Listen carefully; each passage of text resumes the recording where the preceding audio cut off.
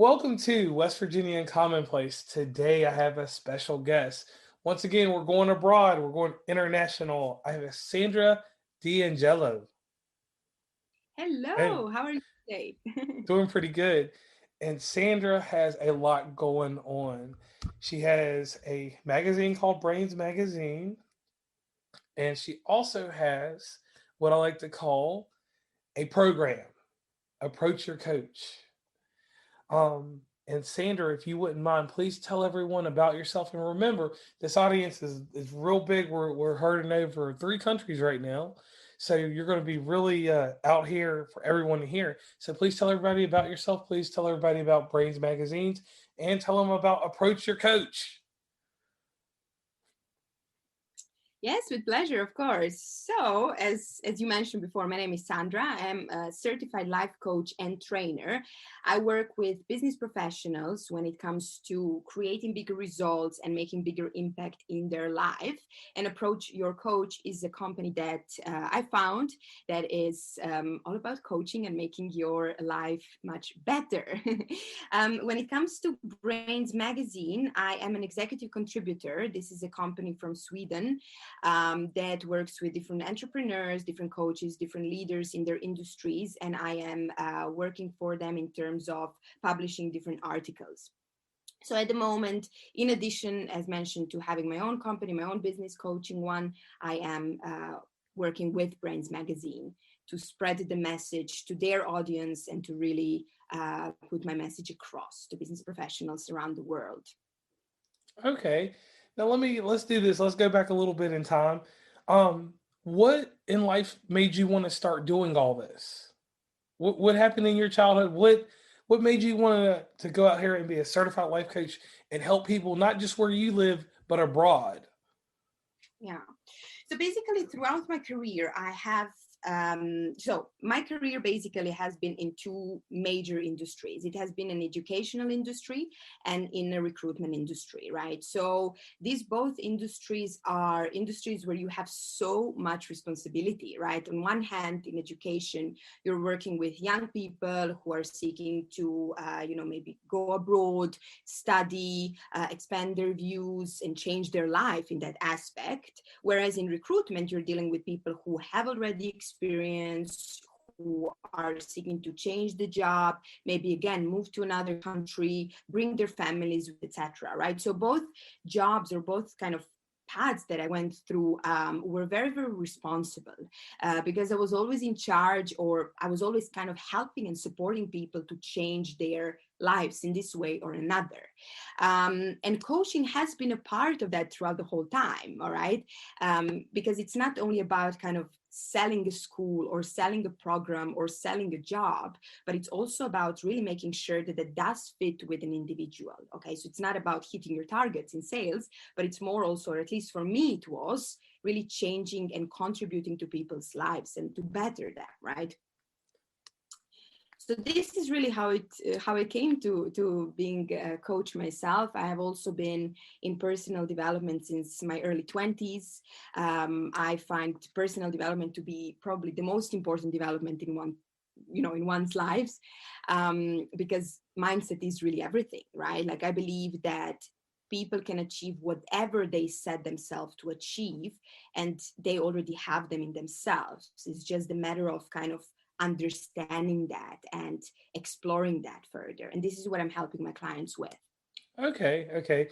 And what we try to do sometimes is get a little bit personal. So let's go back to age 18. Age Yeah. 18, did you sit out at age 18 and have certain goals set, certain plans by the time you hit 25 or you hit your age now of only 30? Yeah, let's not talk about that. No, actually, when going back when I was 18, I had no idea what I wanted. Like, really, to be very honest with you, I was at the end of my high school in Europe. Like, you go through your high school and you're like about maybe 18, 19 when you finish it. And I remember, like, sitting on the couch, all my friends had their, futures figured out. And I'm like, oh my God, what do I even want to study?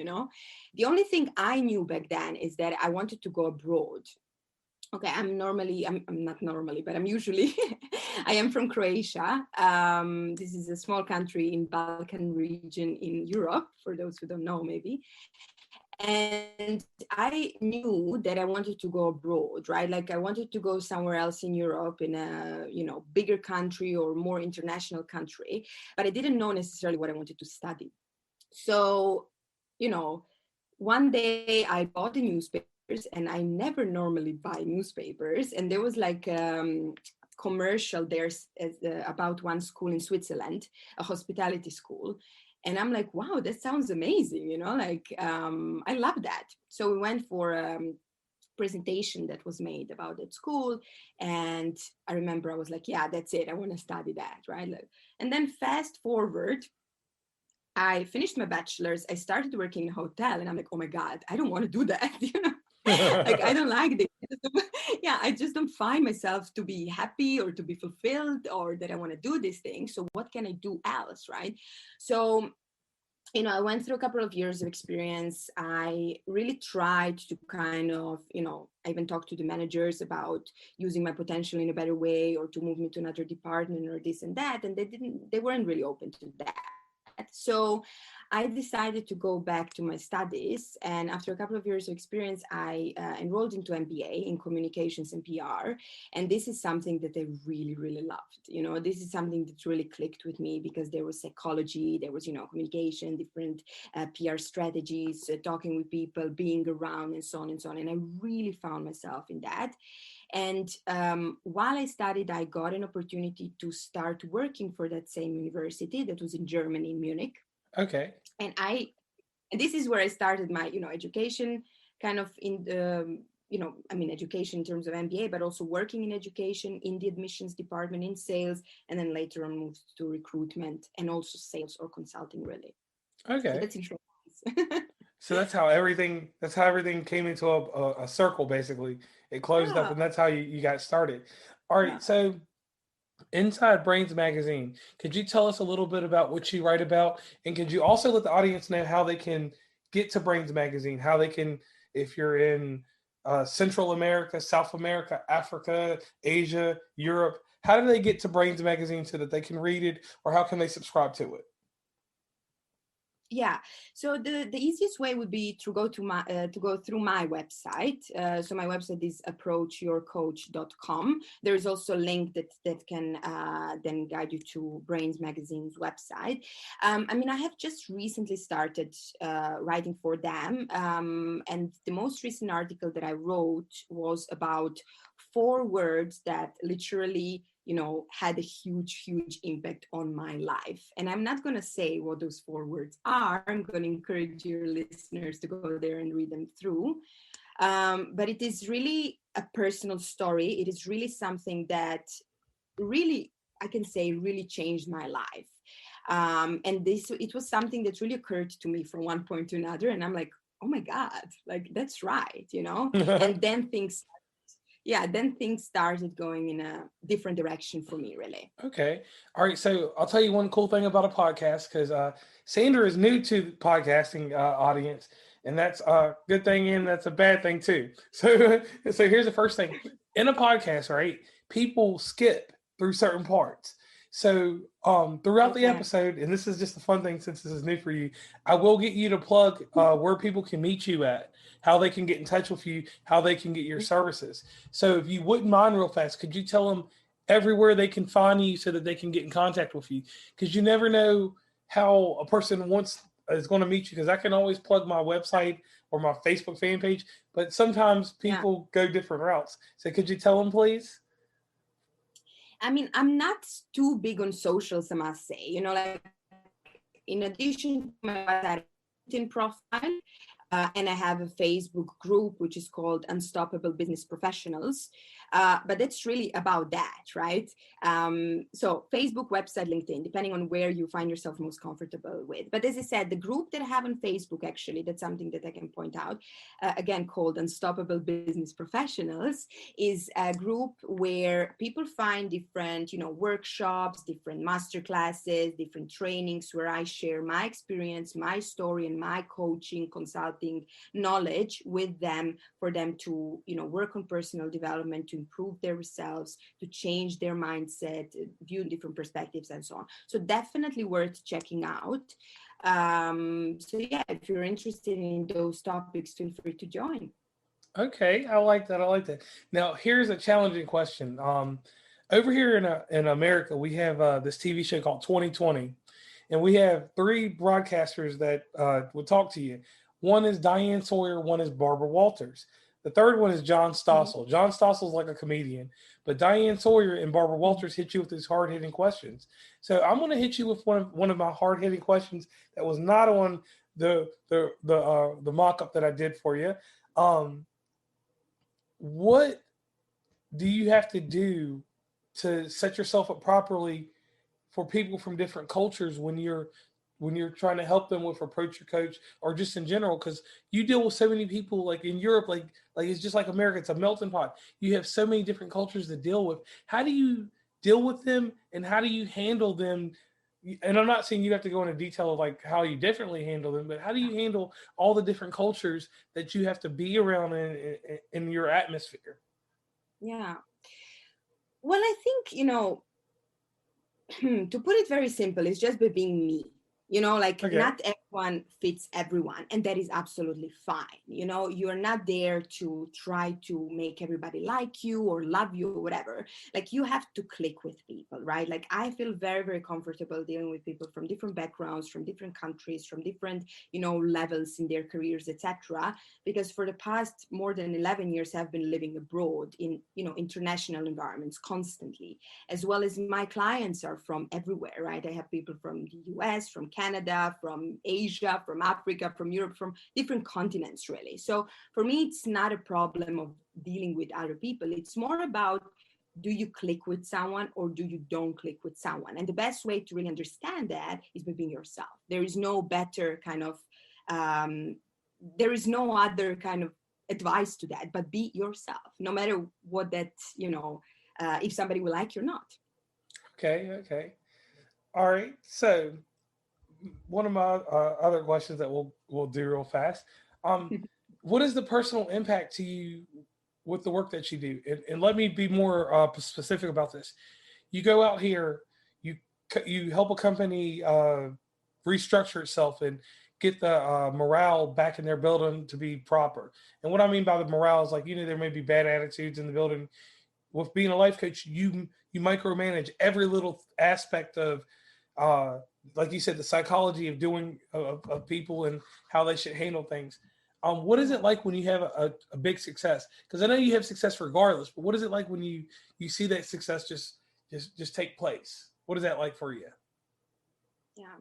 I mean, I like to believe that coaching in general not only changes a person's life that I work with directly, but also the lives of people around them, because as you work on yourself, as you work on your mindset, on your beliefs, your fears, etc., you change, right?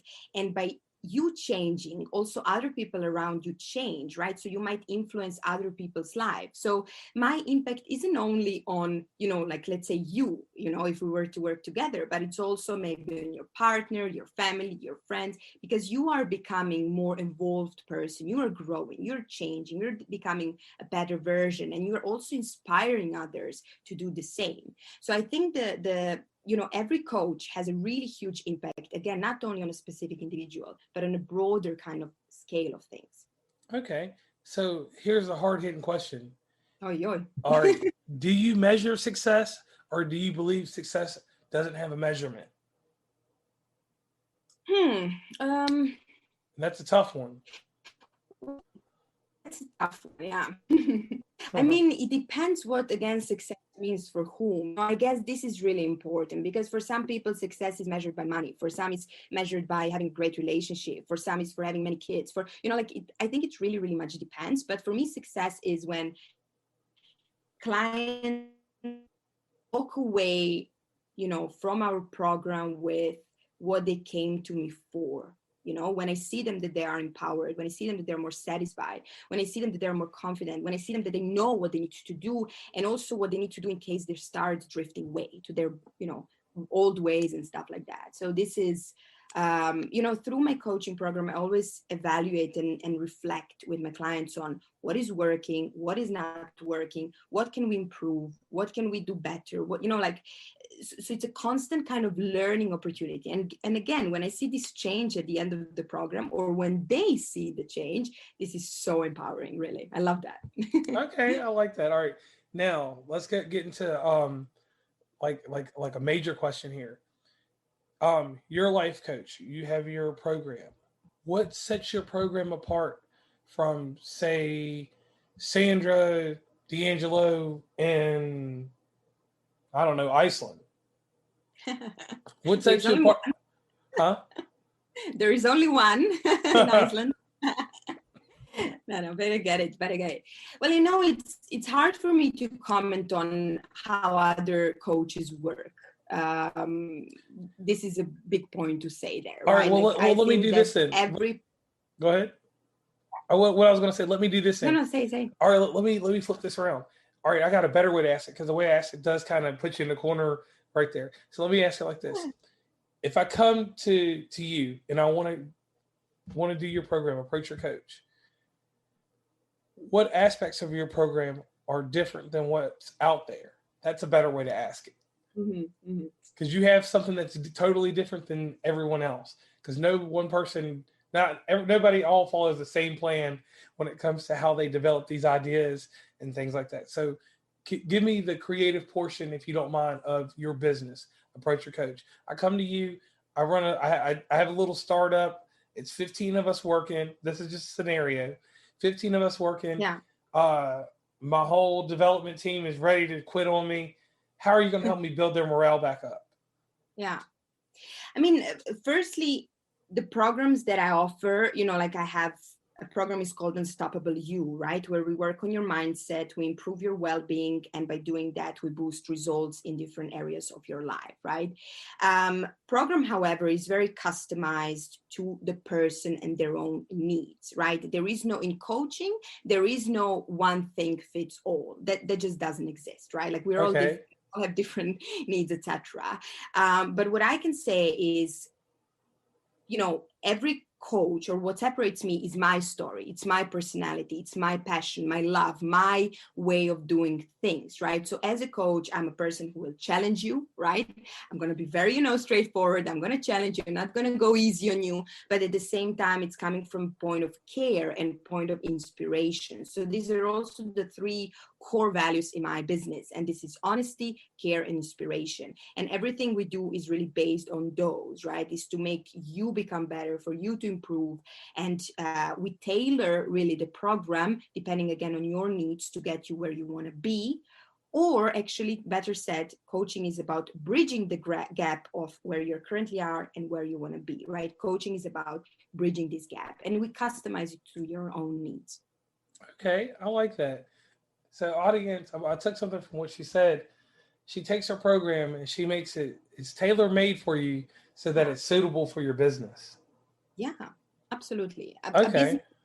right? Business, is it business or is it private life, right? I have clients that I work with on their private life, right? They want to improve some part of their private life. They're much more into that than they are in career. It's really, it varies, it really, really varies. And that's very interesting. Okay. So, you're in Central Europe. Okay. Mhm. And this is going to be a two-part question. How do you feel about your message in Central Europe compared to abroad?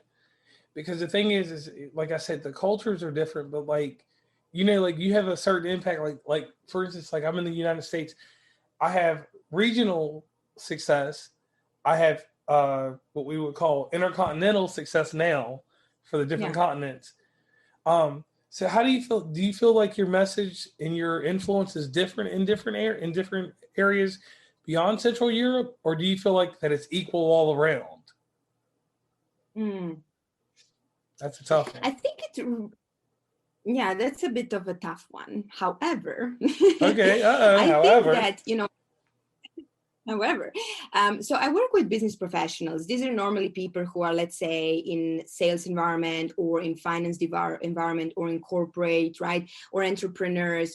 And no matter where they are, they kind of face same struggles, if I can say it that way. They face same challenges. So is it more from a being stressed and overwhelmed point of view, or is it more from, hey, every day is the same, I'm just living my life and nothing big happens, right? And no matter where you are in your in the world, kind of, we all face same stuff, right? Or is it maybe also a transformation that you're currently going through, right? Your big transition, sorry, is coming, is happening in your life, and you need support with that. And again, no matter, or at least what I saw from my own experience and clients that I work with and people that I'm constantly in contact with, like, we all have more or less the same struggles. So I don't think that the fact that I am in Central Europe makes, a big difference to someone who is maybe located in New York and has a corporate life there, right? Still kind of same challenges they face on a daily basis. Okay, I like that answer. Now, this is a personal question because when we do a podcast, you have to think of two things when you're doing it. You're obviously offering a service and you're telling people about what you have going on, but you're also being an educator. You're preparing the future Sandra, the future whoever that wants to be in your position later on in life, or the child that's listening to this in a car with their parent. So my major question is how would you tell someone to get started in what you're doing? We're talking about the 18-year-old you, the 18-year-old me, or even the 16-year-old us when we were thinking about doing something. Like, how do you tell someone to get into your field? Okay. Well, I think the best way to start is to get a coach. If you want to be a coach, I think the best way, again, to start is to get a coach, right? And maybe not experience a coaching relationship from just one point of view, but maybe, have conversations with people, hire different coaches, work on different areas, because in order for you to be great in coaching, you need to go through to that process yourself. And I believe that coaching is something that really everyone can benefit from, but you need to believe in it. Okay, so if you want to be a coach, but if you do not necessarily believe that that's going to change your life and help you improve and become better, like, it's not for you. You have to believe it. So yeah, I think the best way to start is hire your own coach and see how it works for you. See if that is what you really see yourself doing. Okay, I like that answer. Because that right there, like you never know through these podcasts, but I get so many messages back from my audience that like, hey, this put me on a certain road that I wasn't thinking about, or this mentally challenged Yeah. me to be better. So always, you give yourself a little pat on the back and you commend yourself because Yeah. you're helping somebody. So in your lifetime of doing this, which she's only 30, so that works out amazing for her. It's not a long lifetime. Stop it.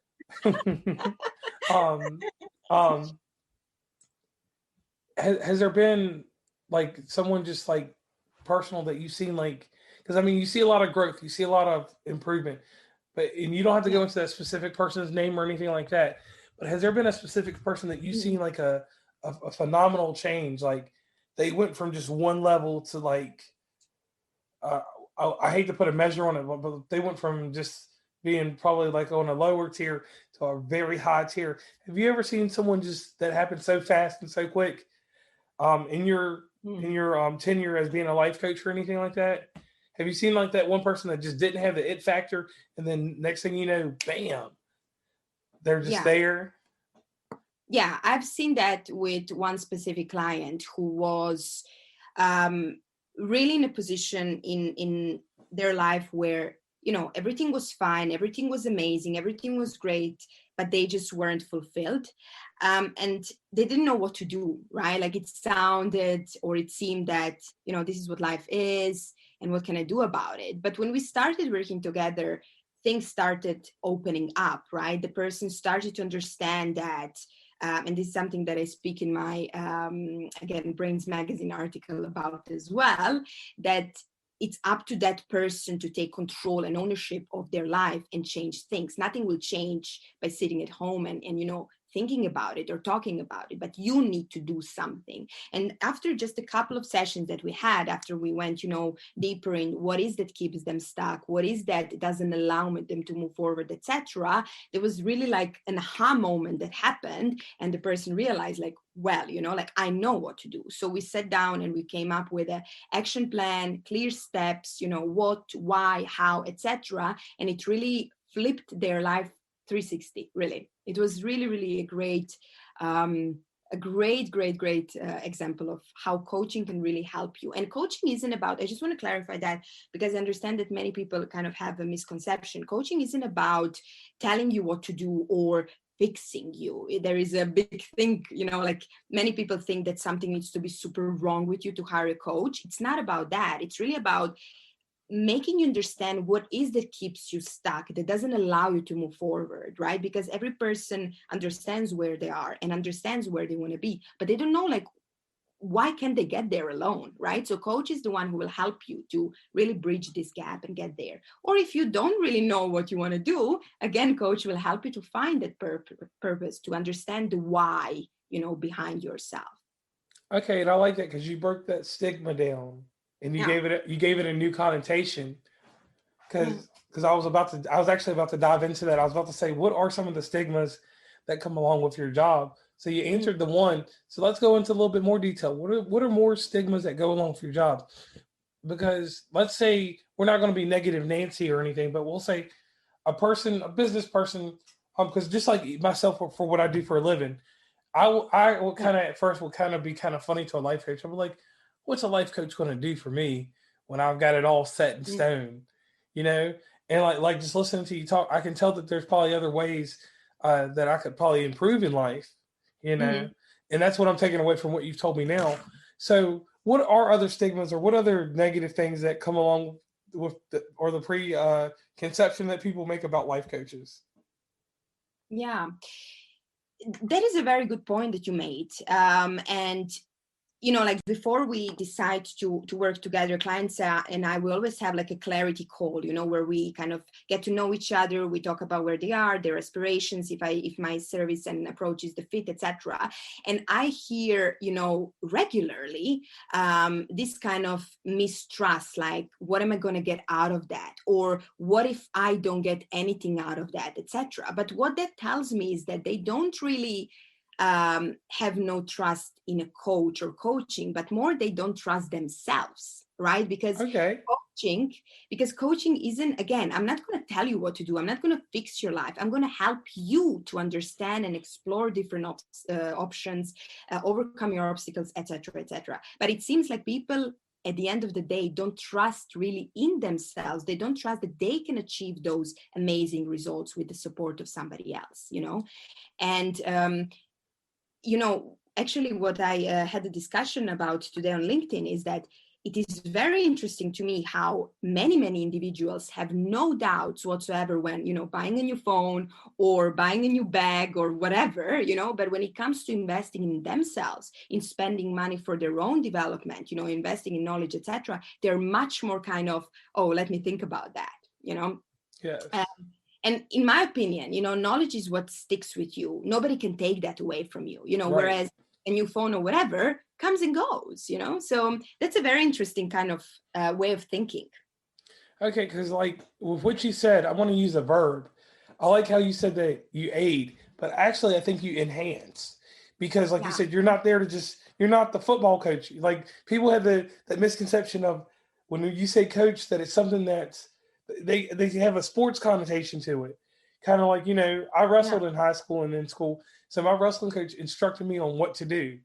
He enhanced the skill that I Yeah. already had. So that's what you do. And audience, that I think that's the best word to use. She will enhance what you already Yeah. have going on. Okay. Yes, I agree. Um, And I would just like to add, also coaching, when you think about enhancing, and I really like what you said, is, when a client tells me, let's say, I don't know, it's like, why you don't know, right? Like what you don't know about that. Okay, so it's constant challenge, because it's so easy for our brains to say I don't know, but we don't want that. Right? We don't want to have it easy. We want to constantly challenge and explore, like what is behind that I don't know. And this is what, again, coaching is about, to drilling down, nailing it down, to understand what is really behind what you're saying, right? What is behind your thoughts. Okay. Okay. Okay. Now, you have this company, you contribute to this magazine, Mhm. and nobody ever checks up on people. Like, a person in your position, you may have lots of people around you, but how do you actually deal with your tough times? Because no offense, but in your line of work, you carry the weight of the world Yeah. on your shoulders, on your back. It's basically a giant book bag or a carry-on bag or even a suitcase that you carry with everyone else's issues. um how do you self-care, how do you take care of yourself while taking care of so many other people? Yeah. Yeah, that's a very, very good one. And to be like, it's so funny that you mentioned that, because before I started this business, this was my main concern. I was always asking myself, how am I going to be able to deal with, so much that's put on me? Because obviously I care. Of course I care, right? So how do you detach? But through experience and through working with people, etc., you do learn how to detach. And for me, the biggest way is I have my own coach, to start with, that I work on a regular basis. And I believe that most of the coaches have their own coach as well. So because I also need to be able to vent my stuff somewhere else, but having my own coach also allows me to constantly develop and improve myself so that I can serve my clients even better. All right. And when it comes to everyday kind of basis and self-care, I have a morning routine that I really stick on every single day. And morning is saint for me, it's so important. So I like to always start my day with the gratitude exercise, right? Like, what am I thankful for? And I always encourage people to do that, because people are mostly more focused on what they don't have instead of what they do have. I do some journaling in the morning, right? I reconnect with my why, right? Like, why am I here? Why am I doing what I'm doing? How can I serve my clients, etc.? And just take some time, in the morning to kind of reconnect with myself and my person. I don't meditate because I don't know. It's just I just didn't get into it. I think Understandable. too impatient and too energized for that. But I have other ways, right? Like, this is how I start my day. And this is a way for me to really kind of set myself up for a successful day and for everything that is up for me to come. And I thank you so much for sharing that, because so many people, no matter what you do in life, like I talk to musicians and everyone else, everyone, not everyone has a way to de-escalate or to maintenance themselves. And I'm glad that you shared that. Because me, for Yeah. instance, I say it like this: I maintenance myself very simple. I work day, night to day, whatever. So I always, like I was talking to you about, I have an hour, no matter what goes on in life. I have an Yeah. hour to myself to do whatever I need to do, whatever I want to do. Just Yeah. 1 hour though, but it's every single day. So I really do like your approach, because so many people get sucked up into what they're doing, and when you're on the end of helping people, sometimes you lose sight of who you are. And I'm Mm-hmm. glad that you actually take time to do that, because one thing that we do focus on in this season, it's been a lot about that. Excuse me, has been mental health. Um, and that's one thing that, like, with what you do, you, like I said, the psychology of people and things like that, you really have to get in there and understand how the mind works. And I'm glad that you're one of the few people, because anybody can do anything they want, but not a lot of people can get a grasp on the mind. I'm glad that you have that. Yes. So set aside, you take care of yourself. Could you tell the audience what a day's like in your life? Mm-hmm. We'll start with Monday. How does Monday go for you? A normal Monday.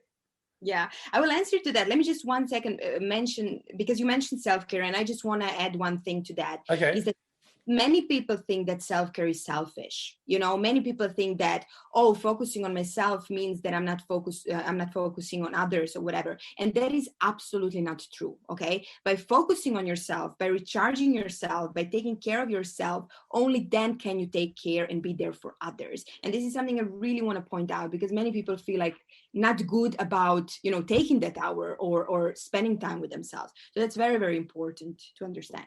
In terms of my days, though, well, like being self-employed is, good and bad.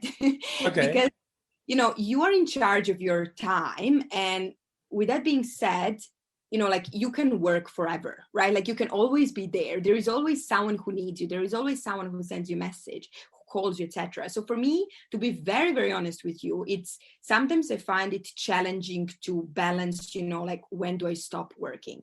But let's say normally for me, a normal day would look like I wake up very early in the morning. I wake up very early. For some it's not, but around maybe 6:30 in the morning, wake Okay. up. I spend first half an hour to 1 hour, with myself, journaling, gratitude, and so on. And then I go online, on LinkedIn, on Facebook. I do videos for my group, different, prepare different workshops, trainings, and so on. And then depending on the day, I usually have 2 or 3 days per week where I'm doing, coaching with my clients, like whole day, because I like to have other days also to focus and constantly, deliver with new content, new material, and so on for people to be able to learn from it. So that would be kind of a regular day for me. Oh, wow. That's a lot of things going on. Yeah. And at least you take one day for yourself, right? One day out of the 7 days. Yes, Okay. I try to take at least one day, 1 to 2. All right. You're doing better than me sometimes on that one. I usually can get Saturday. Saturday, I can, for some reason, I can take some time there, usually release a little bit of material and stuff like that. Now, Oh, here's a major thing that goes on my show.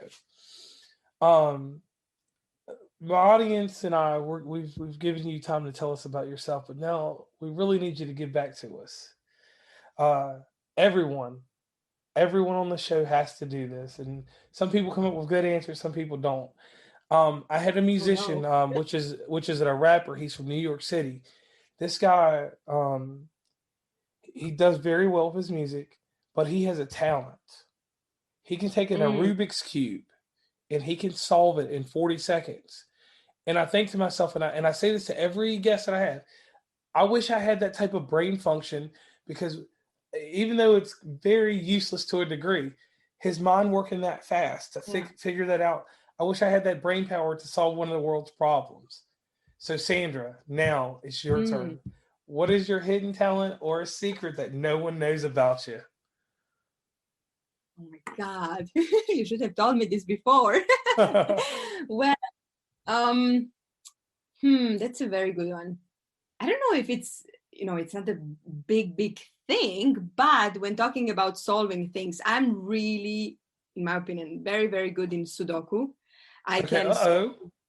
the expert Sudokus in fairly quick time, maybe like in just a couple of minutes. And I really enjoy doing that. I really like those kind of brain games. I enjoy those so much. So I think that would be maybe my hidden talent. I never, said that to anyone. I was just doing it. So I think Right. that's, And that's a mental exercise right there. Same thing like with the rapper I was telling you about. So that's amazing you can do that. And that's really cool that you shared that with us, because a lot of people, you never know what your hidden talent is. Like, I don't necessarily have a hidden talent. I just don't like the vegetable. It's a vegetable called a beet. It's a root mhm. vegetable. I cannot stand it. I eat parsnips, rhubarb, and everything else. But if you have beets and you serve them at your house, I'm going to leave your house, and we're not going to be friends anymore. Just, it's just my thing.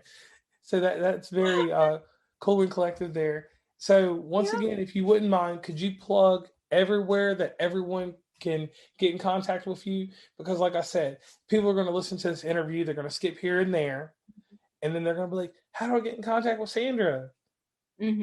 Yeah, so as I mentioned before, approachyourcoach.com website and Unstoppable Business Professional Facebook group. And on those two, you're going to then find a link to my LinkedIn for those who are interested to know more about my career, my background, and professional background in general. So these are the two main sources. Okay, gladly appreciate that. Now, I saved all the medium questions and one high question for you. Now let's get to the serious question. This is the most serious question I will ask you. And the thing is, you deal with people, and we always talk about the good part of the business, and then there's one time that we talk about the bad, and that's now. So, Mm. how do you tell someone to stay positive when because not everything in life turns out the way we want it to? Because and some people, and I do not use the word good or bad luck because I don't believe in that. I believe Yeah. in positive and negative. Because that's how you charge a battery, and that's how a battery works. And you got to have both of them for a battery to work. So that's one Yeah. thing to keep in mind with your answer. How do you tell someone to keep their batteries charged? Like what I'm saying is, and here's an example: you have a client, they have some success, but then they have a little negative period. It goes up and down. How do you tell someone to stay afloat? Because so many people always think that they're supposed to get these high results in the very beginning, and they're supposed to stay successful, have a little down period, but they're always supposed to have success, 80% success. And me and you both know that it could be 50-50, or it could be 70-30, or 60-40. Yes. So how do you do that? Yeah, I think that's a very, very good question that you asked. And I think it's a very important point because life isn't all about happy moments and everything is pink and beautiful and nice, right? Life has ups and downs, and this is normal, okay? I think that everybody goes through tough periods in their lives, and in those moments you just don't want to be positive, right? Like you just don't want to be, you cannot be. Maybe you're sad, maybe you're angry, maybe you're frustrated, maybe you're whatever you are. But I think the most important thing in those moments is not to be additionally harsh to yourself. And what I mean by that is not to judge yourself, not to ask yourself, oh my God, what a fool I am, how can I be like this or like that? Like, don't do those things, right? Just like acknowledge what is happening, and no matter what emotion there is, just acknowledge it, right? Like, be fine with it. I feel like this or I feel like that. Okay, but don't make kind of a big deal out of it. Don't go to further analyze it. Don't go to rethinking and so on. And when you are ready, okay, whenever that may be, give yourself time. Whenever you're ready, ask yourself the three very, very important questions that I also always emphasize, when working with my clients. And this is, what is that you can learn from this specific situation? What is the skill that you can develop from whatever you're going through? And thirdly, what is the action that you are now inspired to take when moving forward? Okay, it can very well be that you're not naturally want to know answers to these questions immediately. So again, give yourself time, and whenever you're ready, kind of get the best out of whatever happened. Okay, I like that. Now, to add on to that, because I said we always do tough questions, there's a word that floats around in every industry, and this word is toxic, toxicity. Mm-hmm. What is your thought on the word toxic? Because so many people say, I work in a toxic environment, I have toxic traits. What is your firm definition, and what is your thought on the word toxic? Mm. That's a good one. I think that, my belief is that nothing can be toxic for you unless you allow it to be. I think that's something that I can really, right? Like, nothing can have an impact on you, or nothing can hurt you, or nothing can whatever, unless you allow it to be, right? Like, even if you are working in a toxic environment, so to say, right, you decide, will that impact you in that way or not, right? Like, you can flip the situation and view it from a different perspective, or change it for yourself, or change your way of thinking, etc. Because we can never change what's happening around us. We cannot change what other people say, what other people think, whatever, but we can change what we say, what we think, how we behave, etc. So I think that is it. But what I can add to that is that many people have kind of, so-called toxic habits, and it is their responsibility to change those habits. And toxic habits, in my opinion, are all the habits that don't serve you, all right, that kind of waste your time, consume your energy, and do not allow you to better yourself in any way. And this is something that, it is your full responsibility, obviously, to change and switch to something new. Okay. All right, I'm gonna give you a little excerpt of something, and I want your opinion on this. There's a man that wrote a real positive message that I know a lot of life coaches use and some don't. There was a man named Mhm. Charles Swindle. He wrote this thing called Attitude. Have you ever heard it?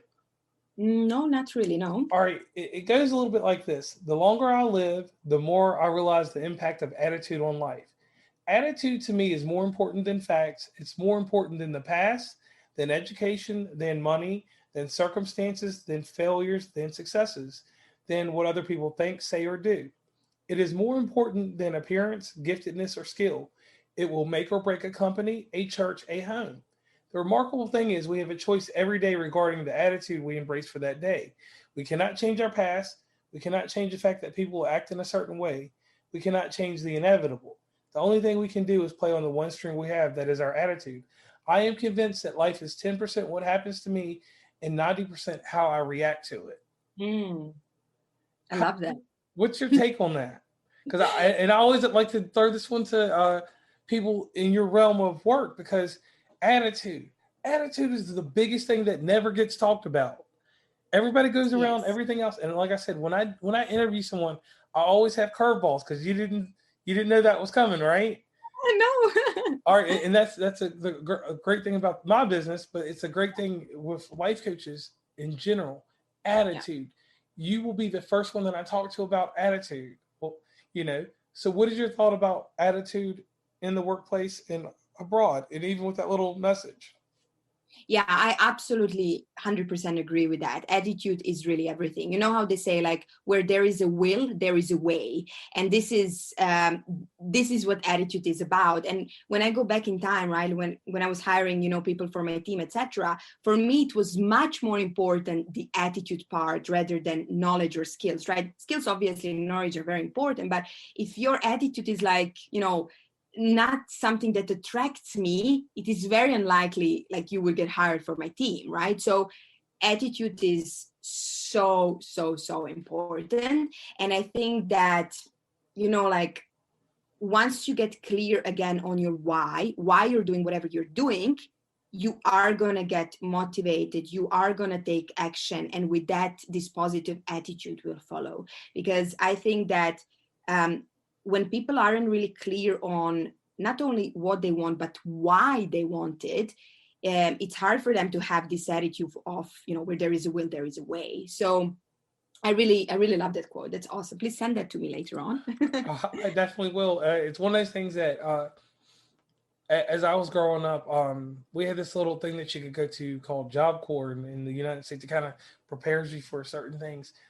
And a lady that wasn't even in the field that I was going into at that time in life, she gave that to me, and that little bit of information stuck with me all through life.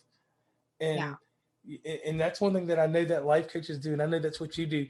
You reinforce a great attitude after you figure the attitude, because some people are very Yes. nonchalant, I'd say, about business, and I would figure, is that a Yeah. challenge? Is it a challenge dealing with people that are very nonchalant? Like, how do you break into their attitude? How do you get into their psyche, basically? Yeah. Because, excuse me, once again, I coughed a little bit. Sorry No about problem. that. Sorry about No that. But how do you get into a nonchalant person's world? Because, problem. nonchalant people, that you just don't know where to go with them. How do you deal with that? Yeah, that's a good point. Like, that attitude, so to say, of like, well, I don't care, or well, it is what it is. That is very, very challenging. But again, as a coach, I want to get down to where is that coming from? Why do they have that attitude, right? Like, what is the reason for that kind of attitude? And many times it happens, when I see this kind of attitude, many times it is because those people live according to expectations of somebody else. They're just not happy. They go through their life because somebody said that, they should do a specific thing, a specific time, etc. And they don't really care because they're not attached to it. So we want to get again down to what makes the person have the attitude of I don't care, because that is a very draining attitude. Long term is just, if you think about it, like when you say I don't care, like the energy that comes with it is just heavy. It's like, nah, whatever happens, I'm not in control, but you are in charge. Who else can be in charge of your life but you? I mean, who else, right? Right. No one else. No one. And I like that answer right there. And it's so much that goes along with what you do. Tell me, and this will kind of wind us down a little bit. What is the most challenging part of your job? Because everyone says that, oh, my job is easy. I'll give you an example with me. With the line of work that I do, I deal with a lot of personalities. Yeah. And I personally have to make the choice sometimes because when we get further into my type of business, with with these remodels we do, I have to cut people. I usually start out with 60 people, and I usually have to get that number down to 18. And I Mm, can't be personal with every person on everything that's going on in their life. yes. Um, so it's kind of hard there. So how do you deal with stuff like that? Like, how do you? What's the most challenging thing for you? Because that's the most challenging thing for me. I kind of dictate who stays and who goes. So, what Yes. is the most challenging thing in your job for you personally? Yeah, that's a good point, and I think that's kind of a challenge for me too, right? What you were mentioning, because again, what I mentioned at the very beginning is like not everyone is for working together, right? Like you need to click with that person, and but apart from or having also time for that person, right? Like you just have as much time as you have in a day, and you cannot have extra time. So sometimes it's challenging in terms of time management. But I think the most challenging for me would be probably more from my point of view as again kind of detaching from what people share with me, detaching and kind of not bringing that with me home. You know what I mean? Like when I kind of finish my work, I need to finish it, but not only physically, but also mentally. And I think this is really the most challenging part, because I truly deeply care about each and every person that I work with. So sometimes, it's again hard to not to kind of live that whatever they're going through with them. So I always, keep reminding myself that, I am a certified coach. I am professional in my area. I am doing what I'm doing. It's my work before everything. So it's a bit of a, kind of balancing everything. I guess probably, many people have that, but I think the closest maybe to relate to would be doctors, right? I was always fascinated with how they managed to do that. I mean, I have so much respect for those people. It's insane, right? I mean, imagine, right? Like going through days, looking at many, many, ugly things on a daily basis, and yet, kind of continuously help people, continuously do your job, continuously smile, be there. It's just incredible, really. And I like that comparison because you think about that, that would be really tough. I don't know if I could do that. Yeah, I don't know. I mean, especially now in these COVID times, if you think like what these Yes. people go through every single day. I mean, and yet they get no support, because at least in Europe, I don't think that doctors in Europe now have time to think about themselves too much, right? Because COVID is just so strong everywhere that they're Yeah, just it's so working. rampant. Yeah, and what about them? What about consequences on those people, right? Like how will they cope with those things? It's just like incredible, really. Yeah, Situation is. and I'll say one thing about them, and I don't know if it's in your job, and it's really not my job. There's a little in that type of field. It's kind of like a little bit of a heartbreak there. Yeah. In my job, there's a loss. I lose people working because of budget cuts, but I don't have an initial heartbreak. The only heartbreak I would have is if we don't finish remodeling that store, which that's not a given. We're going to finish it. So, Yeah. like, yeah, you're right. That kind of heartbreak. Do you have any heartbreak in your job? Have you ever, like, because that's one thing that people like want to stray away from. Have you ever had a client, and like I said, once again, we never go into detail who the client is, but have you ever had a client that Yes. didn't reach their goals? Mm, I mean, I don't want to sound now like, oh my God, but no. And I'm saying this, very confidently. It's because, again, through the whole process of coaching, we constantly evaluate and reflect and, change and improve and so on. So there is no, it's not working. It's just a matter of what else can we do instead, right?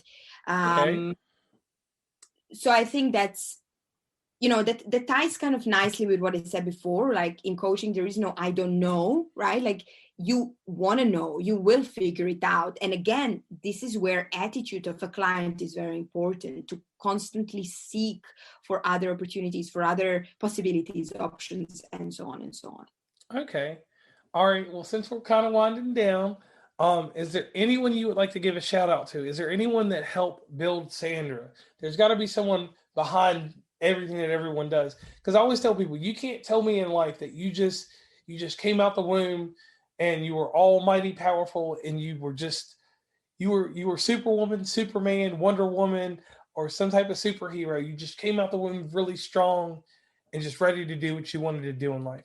Is there somebody Mhm. special or people in your life that helped you? Yes, absolutely, 100%. I 100% agree with your words. And for me, those were my mom and dad, Okay. my parents.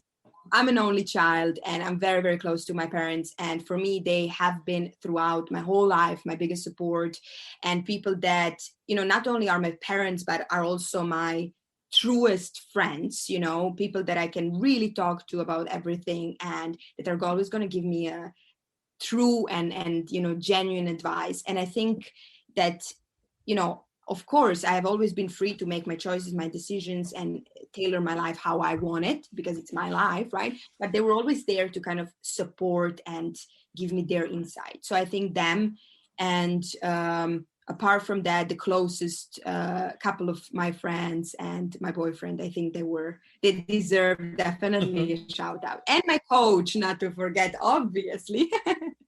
My coach too. Okay. It's a it's a very small number of people, but like everybody has, you don't need to have a huge number of people behind you. It's important the quality, right, rather than quantity of people who surround you. And I wholeheartedly agree with that. And Sandra, once again, Mm. I would like to thank you for coming on West Virginia and Commonplace. It's been a very interesting conversation, and it's been a pleasure.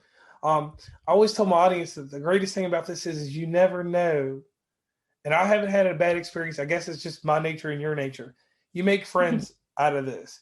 You learn things about people, and you learn your business. Because inside the podcast, and we do research. It's kind of like I come to you, you come to me. However it works out. We do a little research. We pick a time. We sit down, and we don't do anything before we actually talk. Yeah. And your chemistry, I think, in the near future, as long as you keep how you are, that'll be amazing for your podcasting career, um, and helping other people. So once again, before we end this podcast, could you please tell everyone where they can reach Sandra? And Sandra, I've been real cool about not saying your last name because in America I want to say D'Angelo, but everywhere else the way that it's hyphenated and stressed it's D'Angelo, correct? Yeah, it's D'Angelo actually. The Angelo. Okay. Thank you Yeah. for correcting me. But probably everywhere everyone goes D'Angelo, correct? Everybody goes D'Angelo, absolutely. Now, I want to thank you as well for your time. It was such a pleasure. I really, really enjoyed, and I loved it because it's so natural. It's a conversation, and this is how it should be, right? And once again, people can find me on my website, approachyourcoach.com, or on my Facebook group, which is Unstoppable Business Professionals. I'm looking forward to connecting with many, many like-minded people. Okay. And once again, thank you for being on West Virginia Commonplace. Thank you.